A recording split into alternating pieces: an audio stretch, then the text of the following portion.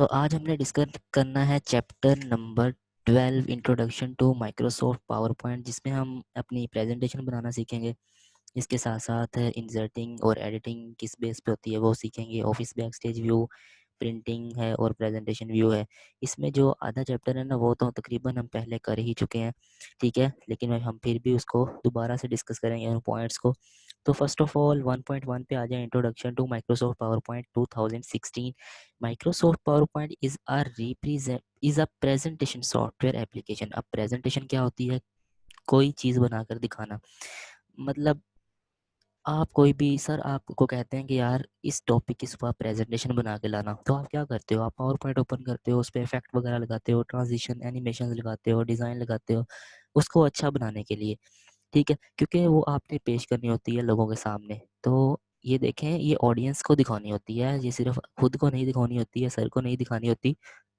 जो आपकी प्रेजेंटेशन होती है आप उसे बनाते हैं बहुत अच्छा सा खूबसूरत करके, फिर उसे लोगों के सामने पेश कर देते हो, ठीक है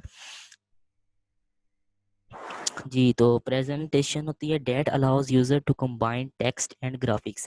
अब इसमें टेक्स्ट भी होता है और उसके साथ साथ आपके ग्राफिक्स यानी पिक्चर्स भी होती हैं, या कुछ आपने बनाया हुआ होता है पिक्चर्स की सूरत में, तो वो भी होते हैं जो कि ऑन स्क्रीन प्रेजेंटेशन पे आपको शो होती है। आप टेक्स्ट भी लिखते हो और इसमें कुछ भी आप अपनी मतलब ट्रांजिशन की तरह, जिसे यार एक ना फिल्म कहते हैं, आप अपनी एक मूवी चला रहे होते हो अपनी प्रेजेंटेशन पे।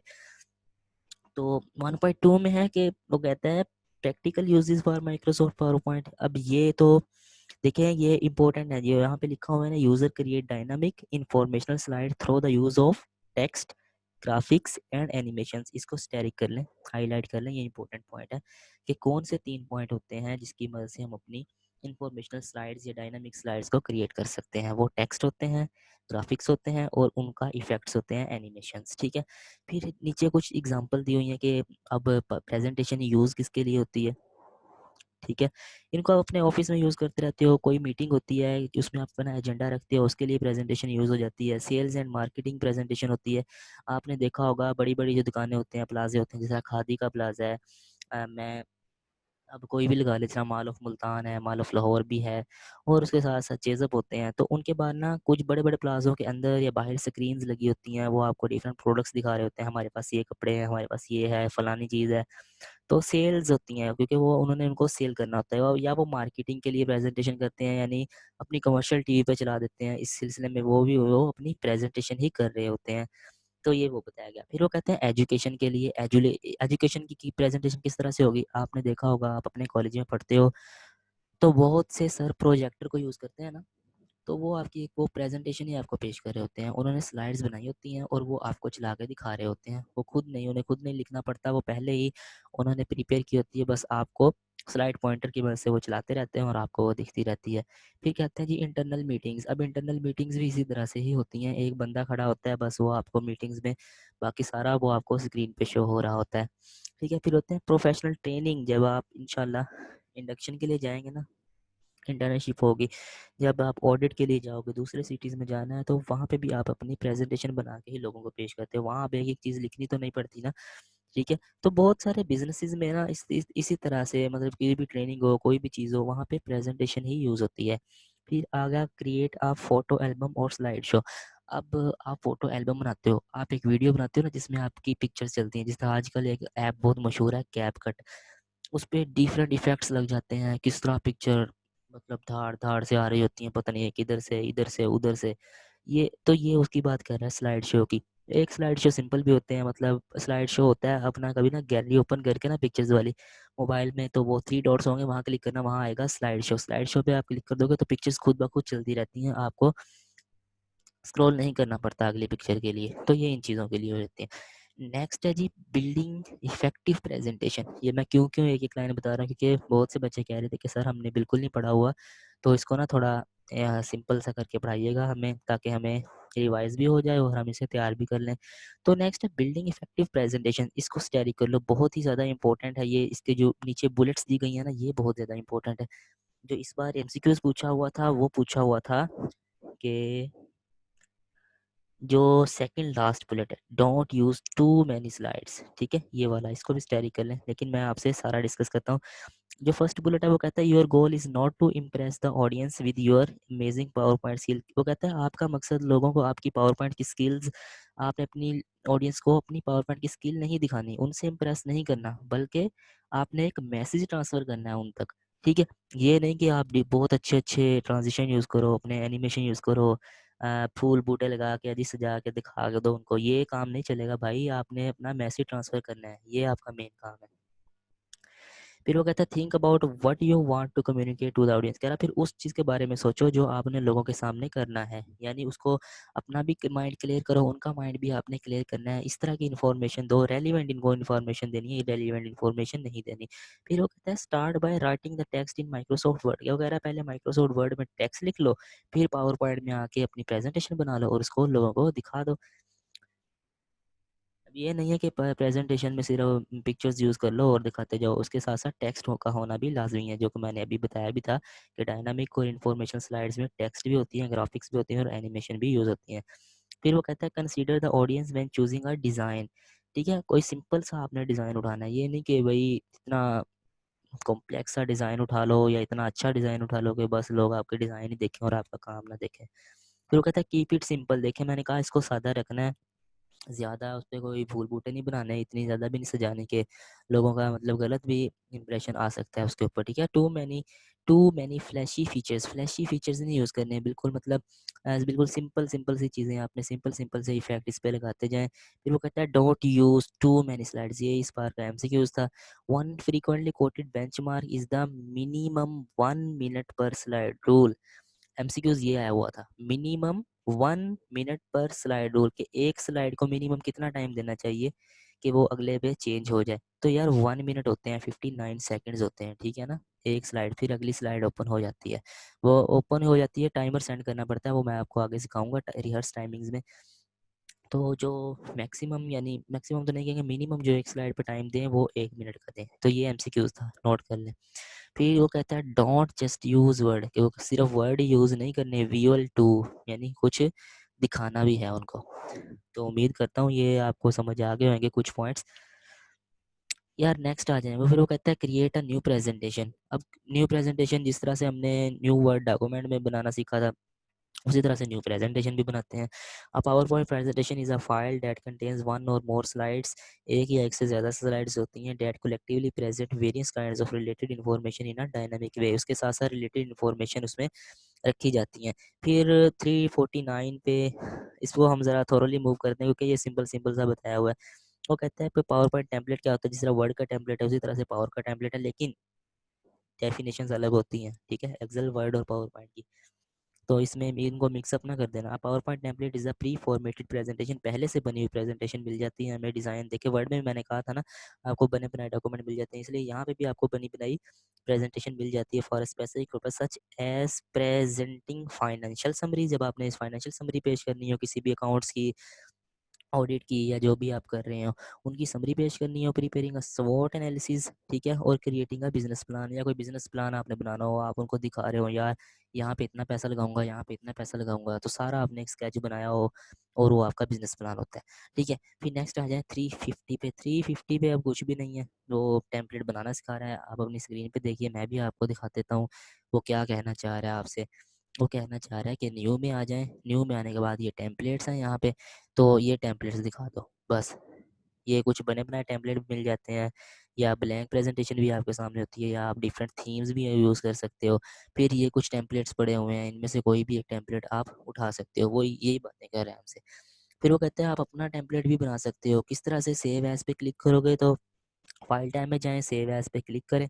मेरे पास कोई टेम्पलेट यहाँ पे मौजूद ही नहीं है, आप कोई भी फाइल उठा लो ना, जिस तरह यहाँ पे देखो, कोई भी फाइल पे क्लिक करके देखो, यहाँ पे लिखा आ गया प्रेजेंटेशन 1 और नीचे क्या आ गया, ऑटोमेटिकली आ गया पावर पॉइंट प्रेजेंटेशन। लेकिन आपने क्या करना है जी, वो कह रहा है कि हम इसको टेम्पलेट बनाना चाहते हैं, तो ये देखें यहाँ पे है पावर पॉइंट टेम्पलेट, तो मैंने इसको पावर पॉइंट टेम्पलेट का नाम दे दिया, और यहाँ पे आकर जी मैंने इसको सेव कर दिया। जो डॉक्यूमेंट होगा वो आपका पावर पॉइंट प्रेजेंट के तौर पर एज अ टेम्पलेट यहाँ पे सेव हो जाएगा। बस ये इतनी सी बात थी, ठीक है। अब इसे अगर आप देखना हो कहाँ पे है तो वो आप फाइल में जाके रिसेंट में भी देख सकते हो। रिसेंट फाइल्स में ही देखे मैंने अभी बनाई प्रेजेंटेशन, वो नहीं यहाँ पे शो हो गई, ठीक है। अब जिस तरह ना मैंने आप लोगों के लिए ना एक वो बनाया था क्रैश कोर्स, जब मैंने आपको दिया था कि सिलेबस बिजनेस कम्युनिकेशन का सिलेबस दिखाया था ना, कि उसके लिए उससे पहले मैंने एक फाइल शेयर की थी, वो मैंने इस पे भी बनाई थी पावर पॉइंट, वो मैं आपको दिखाता हूँ। ये देखें, ये मैंने बनाई थी स्लाइड्स, ये मैंने आपसे शेयर किया था ना गाइडेंस सेशन के की पॉइंट्स, तो वो मैंने यहीं पे बनाए थे, फिर बाद में उसको पीडीएफ में किया था। ये देख लें, ये मैंने अपनी स्लाइड्स बनाई हुई थी। अब इनको देखें चलाना कैसे है। हाँ, ये भी सीख लें पावर पॉइंट को स्टार्ट कैसे करते हैं। F5 की से मैंने F5 की प्रेस की ना, तो देखें पहली प्रेजेंटेशन आएगी। ये देखें पहली प्रेजेंटेशन आई, ये मैंने डिफरेंट इस पे एनिमेशन और ट्रांजिशन यूज़ किए हैं, ये भी मैं आपको लगाना सिखाऊंगा, ठीक है। तो इस तरह से ये देखें, ये मैंने इस पे स्टाइल्स लगाए हुए हैं, ये देखें ये ट्रांजिशंस हैं। तो इस तरह से ट्रांजिशंस चेंज होती रहती हैं। तो ये था बेसिक, ये तो चलो मैं आपको अभी लगाना सिखाऊंगा। हम अपने टॉपिक की तरफ चलते हैं, जो आज का हमारा टॉपिक है। नेक्स्ट आ जाए 353 पे, ये है जी इंपॉर्टेंट टॉपिक। इस पे तो 3 4 क्या 5 स्टार लगा लें, इसको हाईलाइट कर लें, बहुत सा इंपॉर्टेंट सा चैप्टर है ये वाला, जिसमें ये टॉपिक बहुत इंपॉर्टेंट है। इसमें वो कहता है स्लाइड मास्टर क्या होता है। अब आपने स्लाइड मास्टर को समझना है, बुक को फिलहाल छोड़ दें, मैं आपको बताता हूँ कि स्लाइड मास्टर होता क्या है। स्लाइड मास्टर ये जो मैंने आपको भी चला के दिखाया, ये होता है आपकी कलेक्शन ऑफ स्लाइड्स होती हैं, उन पे फिर आप डिफरेंट इफेक्ट्स लगाते हो। जिस तरह मैंने ट्रांजिशंस लगाई, एनिमेशंस लगाई, इसको डिफरेंट रंग दिए, ठीक है। मुख्तलिफ रंगों में इसको रंग दिया, कोई नीला है, कोई पीला है, कोई लाल है, ठीक है। तो ये होते हैं, ठीक है। हाईएस्ट लेवल होता है, मतलब हिरार्की ऑफ स्लाइड्स होती हैं, ये हिरार्की है ना। अब ये एक स्लाइड है, ये एक स्लाइड है, ये एक स्लाइड है, तो इस तरह से ये हिरार्की ऑफ स्लाइड्स होती हैं, ठीक है। इसलिए ही स्लाइड मास्टर इसको कहते हैं। अब वो स्लाइड मास्टर अपनी बुक में देखें, वो लिखा हुआ है slide master is the highest level slide in hierarchy of slides. मैंने बताया कि आपको हिरार्की होती है। Information about slide layouts and themes in a presentation. The information stored includes background, fonts, positioning, effects, and placeholder sizes. अब placeholder क्या होता है, नीचे बुक में भी दिया हुआ है, लेकिन मैं आपको फिर दिखाता हूँ, यहाँ पे तो शो नहीं हो रहा। नई स्लाइड्स देख लेते हैं। अब नई देखें ना, अब ये भी सीख लें, छोटी छोटी चीज़ें यहीं से सीखते जाएं साथ साथ। अब ये मेरी 6 स्लाइड्स हैं। आप चाहते हो कि एक और स्लाइड ऐड करनी है, आपने राइट क्लिक करना है या डबल क्लिक करना है अपने लैपटॉप पे। यहाँ पे है जी न्यू स्लाइड, आपको ये दिख रहा होगा न्यू स्लाइड। न्यू स्लाइड पे क्लिक कर देंगे, आपके पास न्यू स्लाइड्स आ जाएगी।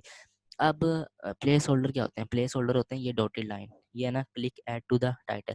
ये जिस बॉक्स में बंद है, ये जो डॉट लगे हुए हैं, ये होते हैं आपके प्लेस होल्डर्स, इनको बोलते हैं प्लेस होल्डर्स। या ये जो आपकी एक पूरा बॉक्स है। अच्छा, 1 मिनट ज़रा रुकिएगा।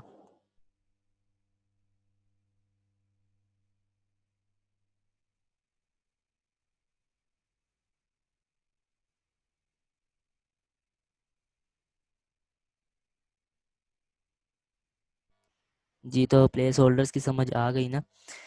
अच्छा, तो नेक्स्ट है, फिर वो कहता है every presentation contain at least one slide master. हर प्रेजेंटेशन का एक स्लाइड मास्टर होता है, ठीक है।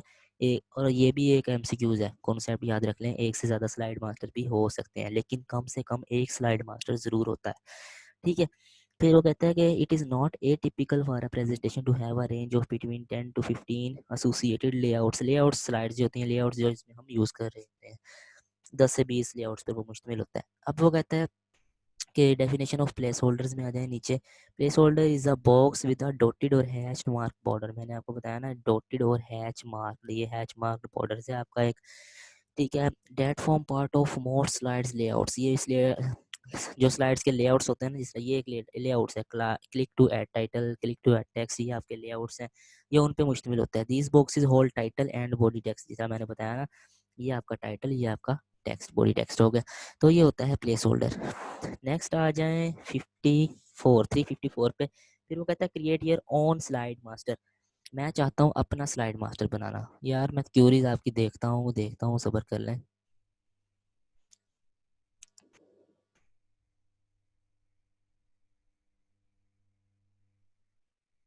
स्क्रीन रुकी हुई है एक जगह पे। अच्छा जी, मैं दोबारा, 1 मिनट, 1 मिनट, 1 मिनट, मैं ज़रा ना पावर पॉइंट को दोबारा वो करता हूँ। स्टार्ट। तो क्रिएट योर ओन स्लाइड। अब अपनी स्लाइड्स आप कैसे क्रिएट कर सकते हो? 354 पे आ जाएं। पहली बुलेट है, create a slide master before starting to build individual slide rather than the. अब वो कहता है एक एक स्लाइड पहले बनाओगे, फिर स्लाइड मास्टर, फिर एक प्रेजेंटेशन तैयार करोगे। ऐसा नहीं चलता। स्लाइड मास्टर में ना, जैसे आप स्लाइड मास्टर पे क्लिक कर देते तो वो आपको काफ़ी सारी स्लाइड्स दे देता है, बस सिर्फ आपने उसके ऊपर काम करना होता है, फिर आपकी एक प्रेजेंटेशन बन जाती है। आगे सारी उसने एक्सप्रेशन यही की हुई है, लेकिन मैं अभी आपको बनाना भी सिखाता हूँ। फिर वो कहता है create a presentation date contains one और मोर स्लाइड, या एक स्लाइड होती है, इससे ज़्यादा स्लाइड्स होती हैं, that are customize to your organisation. Then save this presentation as a template. फिर इसको प्रेजेंटेशन को सेव कर लें, जिसे मैंने आपकी गाइडेंस सेशन की हुई थी।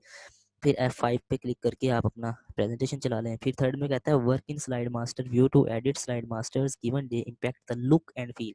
मैंने बताया था ना, स्लाइड मास्टर में आप अपनी स्लाइड्स को लुकअप करते हो, उनको अच्छा बनाते हो, मतलब उन पे डिफरेंट फंक्शंस ऐड करते हो। तो ये सारी चीज़ें वही बनाई हुई हैं। अब मैं जो आपको करके दिखाने वाला हूँ ना स्लाइड मास्टर, जो आगे थ्योरी इतना सारा अब खाना लिखा हुआ है ना, वो यही है कि मैं आपको ये बना के दिखाता हूँ।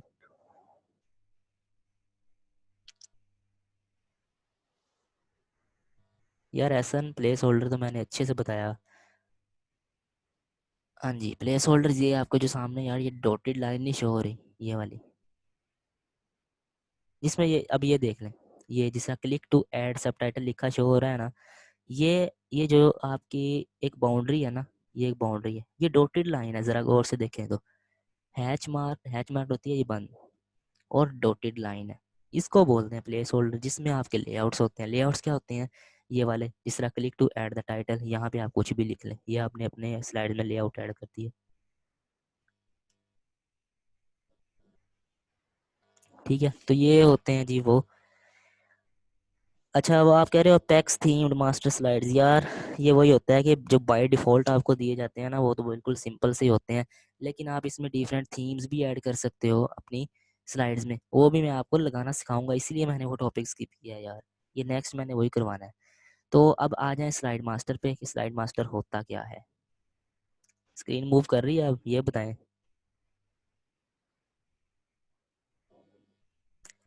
ये मैंने देखें, व्यू टैब में आएंगे, व्यू टैब पे आने के बाद आप ये स्लाइड मास्टर आपको दिख रहा होगा मास्टर व्यूज़ में।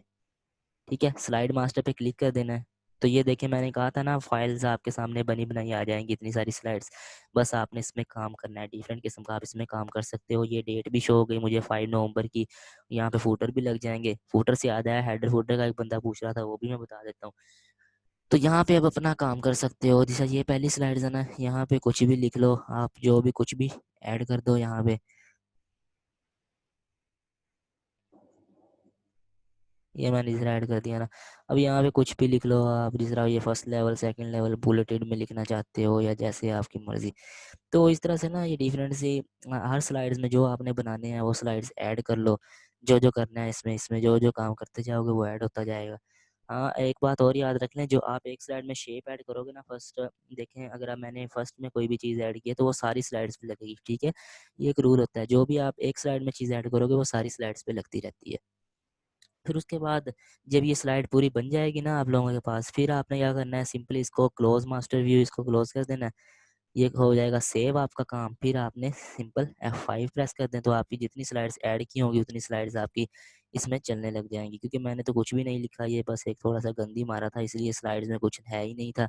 तो इसलिए वो डिफरेंट मतलब ट्रांजिशंस नहीं आई, जिस तरह मैंने आपको गाइडेंस सेशन की करके दिखाई हुई थी। ठीक है ना। अच्छा, अब इसमें ना एक होता है फॉर्मेट की टैब, ये आपको नज़र आ रही होगी फॉर्मेट की टैब। इसमें होता है कुछ, ये देखें। हाँ यार, ये देखो, अब एपेक्स थीम्स क्या होते हैं। एपेक्स थीम्स होते हैं कि मतलब अपने डॉक्यूमेंट को, अपनी स्लाइड्स को अच्छा बनाना। किस तरह बना सकते हो एपेक्स थीम के ज़रिए?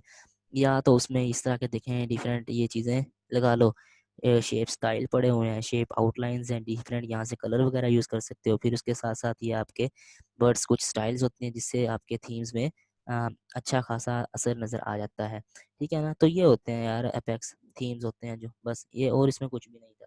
अच्छा जी, अब नेक्स्ट मूव करते हैं। ये सब वही है जी जो मैंने आपको अभी अभी यहाँ पे करके दिखा दिया है। इसके साथ साथ अगर आप कोई भी स्लाइड डिलीट करना चाहते हो, मैं आपको और फंक्शन राइट क्लिक कर लें, राइट क्लिक करने के बाद न्यू स्लाइड से स्लाइड ऐड हो जाती है। और फिर डुप्लीकेट स्लाइड, अगर एक ही स्लाइड को दो बार आप उसी स्लाइड को दो बार यूज़ करना चाहते हो, उसे बोलते हैं डुप्लीकेट स्लाइड। डुप्लीकेट स्लाइड करने से इसी तरह की एक और स्लाइड ऐड हो जाती है। फिर क्या करना जी, अगर आप इसको डिलीट करना चाहते हो तो यहाँ पे क्लिक करके देखें 3 थी अब 2 रह गई हैं, तो स्लाइड्स को डिलीट भी कर सकते हो। ये भी हमारे सारे कॉन्सेप्ट हो गए। नेक्स्ट हम मूव कर रहे हैं पेज नंबर। फिर जब एक प्रेजेंटेशन बन जाती है ना, उसको कंट्रोल एस से आप सेव भी कर सकते हो या फाइल टाइम में जाके सेव कर लीजिएगा। नेक्स्ट आ जाओ 360 पे। 360 में इंसर्टिंग एंड एडिटिंग। अब इसमें ना हमने यार सब कुछ किया हुआ है वर्ड में, ये मैं आपको नहीं करवाऊंगा, सिर्फ इतना इतना बताऊंगा कि इसमें होता क्या है। सिर्फ थोरोली मैं रीड करके बता देता हूँ। अब वो कहता है कि आप टेक्स्ट ऐड करते हो अपने किसी स्लाइड में, तो यार ये कोई मुश्किल काम है? टेक्स्ट स्लाइड आपको ऐड नहीं करना आता? जिस तरह ये मैंने क्लिक किया, मैं लिख देता हूँ जी क्रैश कोर्स, तो ये टेक्स्ट आपका ऐड हो गया। बस ये था आपका ये कॉन्सेप्ट कि आप टेक्स्ट कैसे ऐड कर सकते हो अपनी स्लाइड्स में, तो ये ऐड हो गई। फिर वो कहता है कि आप अपने उसमें प्लेस होल्डर में, ये प्लेस होल्डर था, प्लेस होल्डर में टेक्स्ट कैसे ऐड कर सकते हो। तो प्लेस होल्डर मैंने आपको बताया, ये डॉटेड लाइंस होती हैं, उसके अपने अंदर ये आपने अपना टेक्स्ट ऐड कर दिया। यहाँ पर जिस तरह देखो ये प्लेस होल्डर थी, उसमें मैंने अपना टेक्स्ट ऐड कर दिया। तो ये होती हैं ये, ठीक है, जो कि आपको 362 पे बताया हुआ है। तो ये बस वही है। मेरी एक बात याद रख लें, जहाँ आपको नोट लिखा आ जाए ना, NOTE, वो लाइंस इंपॉर्टेंट होती हैं, उसको हेडलाइन कर लिया कर। यहाँ पे भी है note that the text is editable, editable है, इसको आप एडिट कर सकते हो। अब ये जो मैंने लिख दिया, ये सिर्फ लिखा ही नहीं गया रोज़े क़यामत तक, इसको आप कुछ भी इसको एडिट भी कर सकते हो, ठीक है। तो ये इस लाइन में यही बताया हुआ था, ये आपने रीड कर लेनी। फिर वो कहते हैं add text to the shape. अब शेप भी मैंने आपको लगाना सिखाई दी ना। इंसर्ट में आ जाए, इंसर्ट में आने के बाद यहाँ पे शेप्स होती हैं, कोई भी एक शेप ऐड कर लें यहाँ से। स्माइल हमने उसमें भी यूज़ की थी, हम इसमें भी एक स्लाइड देखें, ये अब यूज़ कर लेते हैं। अब वो कहता है इसमें टेक्स्ट कैसे लिख सकते हैं, तो इसमें भी टेक्स्ट ऐसे ही लिख सकते हैं। ये देखें यहाँ पे शेप लग गई, ठीक है। अब उसके बाद नेक्स्ट है 364। 364 में कहता है बुलेट कैसे लगा सकते हैं। ऑलरेडी बुलेट यहाँ पे लगी हुई है, मैं फिर भी आपको लगा के दिखाता हूँ। जिस तरह ये होती है जी बुलेट लाइंस, यहाँ पे देखें बुलेट लगी हुई है, बुलेट रिमूव कर दी मैंने। अब अगर बुलेट लगाना चाहते हो तो यहाँ से पैराग्राफ सेटिंग में आके बुलेट लगा सकते हो अपने, जो जो आपने इसमें ऐड किया होगा। यहाँ से MCQ नहीं आती है, तो बस छोटी छोटी चीज़ें हैं, ये आपको भी पता होता है। फिर वो कहता है नंबरिंग कैसे दे सकते हो, ये बुलेट्स हैं और ये नंबरिंग है, आप नंबरिंग दे लो, देखो नंबर 1 आ गया, ठीक है। तो ये सिंपल सी चीज़ें हैं। नेक्स्ट आ जाए 368 पे। वो कहते हैं इंडेंट। अब इंडेंट लगाना भी मैंने आपको सिखाया था, ये होती है आपकी इंडेंट, राइट इंडेंट होता है और एक लेफ्ट इंडेंट आ जाएगा। ये देखें increase list level, increase the indent level, ये देखें लेवल छोटा हो गया और राइट पे मूव कर रहा है। जब मैं इधर डिक्रीज करूंगा तो ये बड़ा हो जाएगा और अपनी असल पोजीशन पे आ जाएगा। ये होते हैं आपके इंडेंट, ठीक है। उसके बाद इसमें भी एक नोट वाली लाइन लिखी है, note that next level numbering and bulletin can be changes as illustrated above. ये बस ठीक हो गया। उसके बाद है जी आप कलर कैसे कर सकते हो अपनी स्लाइड्स को। स्लाइड्स को कलर कौन सा मुश्किल है करना, ये देखें ये स्लाइड्स एडिट हुई, यहाँ से कोई भी कलर कर लो अपनी स्लाइड्स को, ठीक है। तो यहाँ से आप डिफरेंट कलर कर सकते हो, या फिर आप अपने टेक्स्ट को अगर करना हो ना, टेक्स्ट को अगर आपने कलर करना है तो फिर कैसे होगा, पहले टेक्स्ट को सिलेक्ट कर लेना, उसके बाद यहाँ से उसको कोई भी कलर दे देना। ये मैंने रेड दिया तो वो रेड हो गया, ठीक है।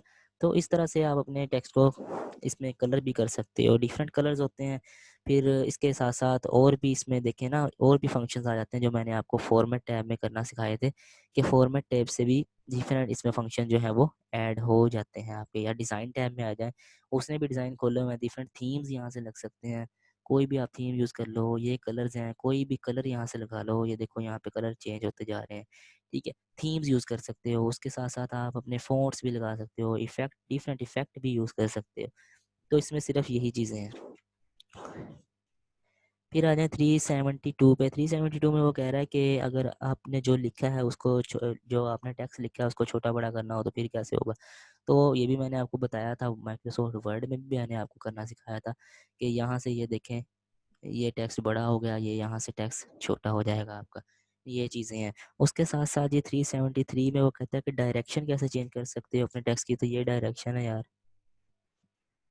ये देख लो डायरेक्शन नीचे आ गया, यहाँ से ये ऊपर चला गया, तो ये डायरेक्शन भी चेंज हो जाएगी जितना आपने बढ़ाना होगा, पॉइंट्स होते हैं, ठीक है।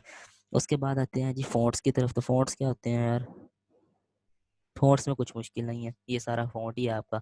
बोल्ड कर लो, ये आप इसको मतलब दूसरी उसमें ला सकते हो, अंडरलाइन कर सकते हो, इटैलिक कर सकते हो।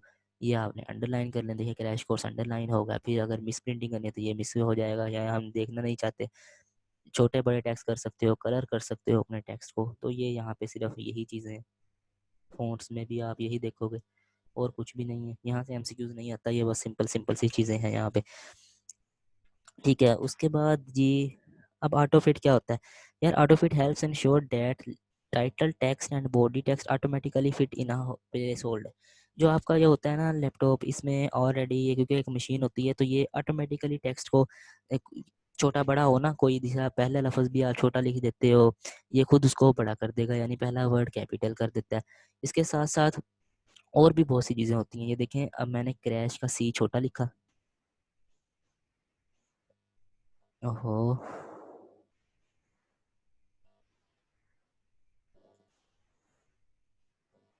ऑटो फिट होता है मतलब अपनी मर्जी से ना।